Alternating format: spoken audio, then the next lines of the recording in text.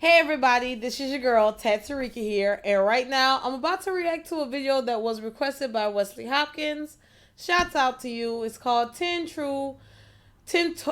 Terrifying True Scary Stories. So I'm guessing he did ask for this because, as y'all have seen in previous reaction videos, when something just like is like a jump scare or some shit, my reaction apparently is very funny. So I'm not shocked someone requested this shit of me. So I'm gonna get this done. So let's get into this and let's go. Okay. I'm not reading nothing. And I'm leaving the light on. And my volume is on high. I'm screaming top of my fucking lungs. Oh, thank goodness I drank before this. Take this shit off, I guess. When I was 15, I had my first girlfriend. We lived in an upper class area, very quiet and peaceful street. When you was 15, you had your first girlfriend. You tripping. I had my first boyfriend at 8. It didn't count because, we was like in first, second grade or something like that. But, I mean, at the same time, if you want to tally that up, you should have been like, and you a boy, you supposed to be way advanced. Like, you supposed to have your first girlfriend at like 3. But we're going to continue on to it. My girlfriend Casey also lived 2 blocks away, so I could walk to her house almost nightly. One Thursday night during break, when I had nothing to do, I started my walk over to Casey's house. It was on the later side of the night, but I didn't really have a curfew, so it didn't matter. But Yeah, pretty no soon, fucking I thought I curfew. could start hearing noises from around me. And when I say around me, I mean mostly behind me. The first time I heard it, it was the sound of a bush being shaken a bit. I only turned my head to look for a second without stopping. I just started to walk a little faster is all. When I got to the next block, I heard another noise, a twig or a small stick cracking. I stopped this time and turned around. No, better not jump All I on this saw was fucking the empty screen. street and the bushes that lined up along each property to separate the sidewalks from people's properties. Basically next to the street was a wall of bushes, and I didn't see anyone or anything that could be making these weird sounds. I picked up the pace even more, and I was reaching the home stretch to Casey's house. Of course, there was another sound again, this time more like footsteps. Quick, light footsteps. I turned again without stopping. No one, nothing. I could see Casey's house now. I called and she picked If up you right supposed to away. run. I told her how freaked out I was getting because I kept hearing noises. I walked around the bushes surrounding her driveway and stepped onto her property. I noticed her staring out her bedroom window upstairs. She waved at me as she left on the phone, and I waved back. Then she asked me, "Who's that guy right behind you?" I turned right around and saw a fully grown man crouch walking maybe 10 feet back of me. I screamed and ran for the door and started pounding on it. The man grabbed me and tried to put me in some kind of headlock, but he let go and ran away pretty quickly. Casey's mom opened the door with a look of dismay on her face. She let me in and slammed the door shut as Casey came running over. I was out of breath and felt like my heart was beating 1,000 beats a minute. Casey's mom hugged me, asked a few questions, then called the police to warn of a dangerous man going around town. Casey's mom let me stay over that night for obvious reasons, and she drove me home the next day. Okay. That's why I don't care if my boyfriend lives next door. If it's dark and I see some motherfucker and someone busts up, I hear noises. Oh, bitch, we ain't about to play them type of games. That's the whole point. You supposed to have a knife on you. Like, that's just what it is. I look, and they ain't nothing to call. They ain't that fucking much. I tell you, Walmart, $10. This was 5, but it's still sharp because I sharpen my shit every night, and it sleeps with me under my pillow. You got me all the way fucked up. If you thought I was the right one with that story, I was just boy. I thought it was gonna be like one of those jump scare type of shits. That's why I can deal with this. I think, but let's get into go back into it. Boy, keep my shit and just I don't care. Shit is staying right there. I do not give a fuck. It was a dangerously stormy night. Everyone in my family was doing their own thing. I was in my room watching TV, my parents were in the living room watching some comedy show, and my sister was playing video games upstairs. I usually enjoyed stormy nights like this because it made me feel relaxed. I was relaxed until there was a monstrous bang on my window. Oh I hell jumped up no. and No looked no no no outside. no. there was someone outside my window, but the large amount of rain pouring down the window kind of blurred his face. He started pounding at my window. It sounded like he was screaming for help. I opened the window just a crack. Nuh-uh. He screamed in, "Let me in, I'm hurt." I don't give a fuck. The rain was so loud, I had to scream at him to come around front. Then I shut my window. I ran outside to the living room to tell my dad that some man who seems to be in distress is screaming for help outside. And then came the knocks and shouts for help outside our front door. My dad was about to open the front door, but I stopped him. I said wait, because I wasn't sure if it was a good idea. Then the phone rang, and on the TV it displayed the caller ID of our next door neighbor. My dad ran to pick it up. When I heard him say "no fucking way," I knew something was wrong. He hung up the phone and said stay away from the door. He didn't explain why. Yeah, I'm glad the fucking ad popped up real quick because hurry up, man. Like, y'all wrong for that. Like, these fucking ads. The fuck? First of all, I don't give a fuck what's going on. Don't you ever if you in distress, that's two fucking things. One, you a serial killer. Of course, that's what this is. He was a motherfucking serial killer. Two, your ass got some drama that's going on that don't need to be brought the fuck into my house. You got me all the way fuck. See what I'm talking about? This ain't even much scary. This is like no. No, no, ain't no way. My friends know better. If you know people coming after you with guns, don't you bring your ass to my house, because they gonna kill you. I'm not opening the door. I'm gonna act like as if I don't even know where the fuck you at. And then if I let you in the house, it's only to push you outside on the balcony. Off of my balcony. And you gonna fall and break your shit, and they gonna catch you. That's it. Y'all can say about friendship all the fuck you want. Ain't nobody said just because you ready to meet your maker don't mean I'm ready. I got too much to do. Oh no. Oh no. He just went to the window to peek at the front stoop. Keep my fucking knife at all times on me. It needs to be ready. Pounding on the door, holding some kind of large, sharp tool. My dad yelled through the front door at the man to go away before the cops get here. Then he actually got on the phone with the cops. Eventually the man outside gave up, and he disappeared the next time we checked. When my dad was on the phone with a neighbor, he told my dad that he saw some homeless-looking guy rummaging through his shed and came out with a large chopping axe. The cops found the crazed man wandering around the streets, and it made it in the newspaper a few days later. What the fuck you live at that they got axes? Like, what? You that neighbor I shouldn't have. No. One night, Purge. I was a really young kid. I was in the living room watching my favorite cartoon. I had the TV pretty loud, but I thought I could hear my mom calling my name from downstairs. I called back, "What?" She didn't answer, so I guess she couldn't hear me. Slap the shit out of me. I heard her call me again, so I went down to the basement. The lights were off, so halfway down I called for my mom. She didn't answer. She don't have to get help. Calling me from. But one thing was for certain, though. She wasn't in the basement. I started going back up the stairs, but before I even got to the top stairs, is it getting dark I heard like my mom's voice again from down in the basement calling my name. I looked down into the pitch Stop blackness. looking the fuck down, I stupid. ran back up to the top step, shit. turned on the lights, and walked halfway back down, peeking into the basement. I didn't see my mom anywhere down there. Suddenly, I got a huge rush of horror. I ran up the stairs, basically crying for my mom. She came rushing down the stairs from upstairs, and I cried to her that something was calling me from downstairs that sounded just like her. She swore to me that she hadn't been calling me. She went down to the basement to check and make me feel better, but I didn't feel better. I'm sure she didn't believe me. Why would she? I was a little kid, but I still know that I heard what I heard.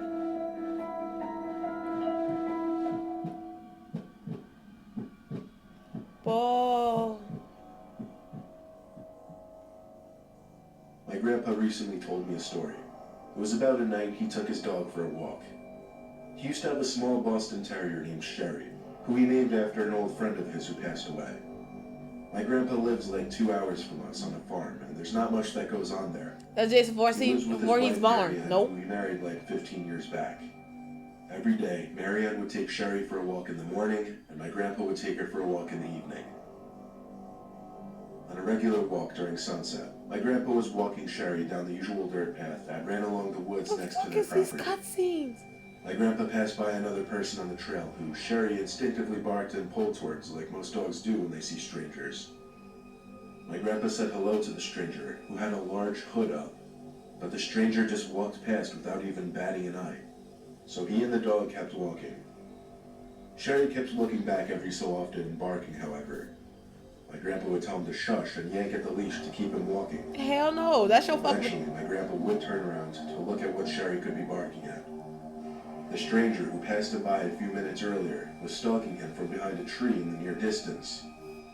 My grandpa decided to pick up the pace as fast as possible. At his old age, he always carries pepper spray in his big coat pocket just in case. Fuck is your gun He was at, getting bro? closer to the house when suddenly he heard clicks from the leaves on the ground inches behind him. But before he could turn, he felt the warmth of a glove cover his mouth and nose, preventing him from screaming or breathing. My grandpa says he could hear Sherry barking and biting at the stranger, which might have helped in loosening the man's grip a little. My grandpa says he struggled to grab the pepper spray out from his pocket, but when he did, he sprayed it at least 10 times and continued spraying it even after the man who was holding him let go and started to scream. Fucking right. You, first of all, the dog is your fucking boy. Dogs got that fucking. I look. I had my fucking Jack Russell Terrier in my house. I tell you, I think that dog knew when a ghost was in the house and some shit, because she'll just bark at air. And I just be like, you know what? That lets me know that yes, there's some spirit. We need some sage, we need Jesus, and we need some holy oil. But see, to pepper spray, sir, you like 80 years, 70 years old on this damn earth, and your ass ain't got a gun? No, They would have gave you you would at least got a Smith and Wesson. Smith and Wesson 9. Smith and Wesson 9 would have worked for you. Like straight up. Cause the moment your ass grab me and my dog bites you, trust and believe the moment I get free, your ass is getting shot. You ain't gonna be able to get up and come after me again. That's for damn sure. Boy, I know this makes it sound like I'm violent, but don't judge me. My grandpa came as close as he could to a run to escape back to his house. He was perfectly okay. The man almost got raped.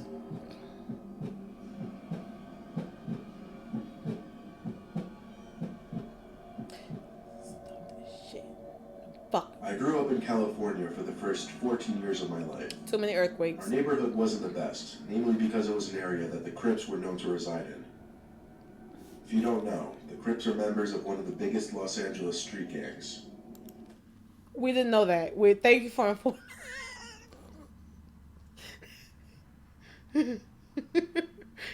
I'm an asshole. I know I am, but we really didn't know that. We didn't know that, and we also don't know that their enemies is Bloods. We don't know that. We don't fucking know that. Oh my goodness. Okay. My best friend, who I always called Stevie D, lived 2 doors down. Stevie D. We had other friends, of course, but we would often hang out just he and I. We'd usually ride our bikes together around town or play video games, just basic kid stuff. Oh, okay. When we were 12, we were biking around the neighborhood one night and decided to visit a well-known abandoned house. It had been uninhabited for many years because no one would buy it for whatever reason.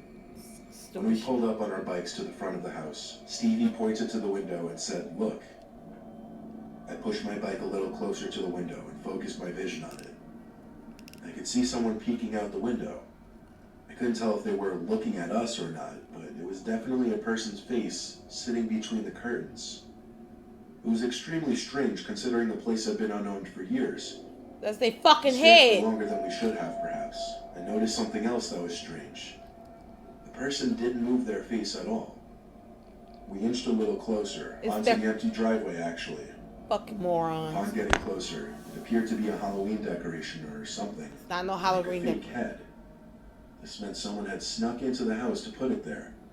Stevie D and I, being the mischievous kids we used to be, hatched an idea to sneak in through the back somehow and check out the place. We hid our bikes on the side of the house behind an overgrown bush, then snuck into the yard. To our surprise, the back door was already unlocked. But when we came to think of it, it wasn't that surprising considering it seemed someone had already broken in to put that fake head there. We stepped into the house, but we didn't want to turn the lights on and expose the fact that we were in the house. It was dark in there, but not Make pitch my black, fucking nose so we ring could make our turn, way yo. through the house. We got to the living room first because we wanted to check out that fake head thing at the window. It smelled really bad in that room, though. Cause there's a dead person, you picked up stupid the head from the motherfucker. windowsill and immediately dropped it and screamed. I dropped it not because it was surprisingly heavy, but because it also felt like real skin. I saw a dark liquid pouring out from the bottom of the head that was now on the floor. It was blood. It was a real human head. There No were shit. 2 cracks in the ceiling above us. Stevie and I looked at each other with our mouths hanging open. We ran for the back door and got back on our bikes to get the hell out of there. Anyone in our immediate area learned pretty soon that the head belonged to a victim of the Crips, who apparently placed the head there as some kind of message. I don't think anyone knew the full story, but there was a good chance whoever placed that head there was still in the house, because Stevie and I both heard cracks in the ceiling above us, as if someone was coming downstairs. Okay, we're gonna stop this right here. Yeah. Story 6. I'm gonna do 6 through 10 in the next fucking video. But this is my thing. See, that's what this what people get. That's how people get fucking murked. The moral of probably all these stories is don't try to go and investigate no shit you ain't got no fucking business. Y'all stupid asses decide to go your fucking asses in the house thinking that's a fucking decoration at the tree. You see somebody, if somebody's face is literally sitting perfectly on the ground, I know that's a dead person. It could be a fucking decoration. I'm still not going in that fucking house. Then you know that the house is abandoned. What the fuck did you go up in there for? Like, y'all stupid ass, boy, I can say, I'm sorry, I'm just gonna be honest. I know y'all weren't no black kids. I'm just gonna be honest. Because your mom would have whipped your ass off top. Just for even looking at the house. You would get punched in the back. I would get punched in the back looking at the house. Like, straight up. Like, what the fuck were you thinking? Like, seriously. And then, with the other story, not the farm one with the dog and the old man. Like, I already said, you should have had a Smith & Wesson on you. Like, I think that'll probably be better for you to hold. I think a Glock would be a little too much. But, you know, that's again, it's my opinion. But then the whole, somebody knocking at your door and your window and they talk about they need help. I don't give a fuck. You need help. Look, the trail, us. You seeing that shit. We need something. Fuck y'all. No, I'm not helping your ass for nothing. You go your ass to the fucking hospital if you need help like that. And people gonna think that's cold-hearted. Hell no, because when you try to help somebody, they end up murking your fucking ass. Like, straight up, you see that in every fucking movie. People try to be nice.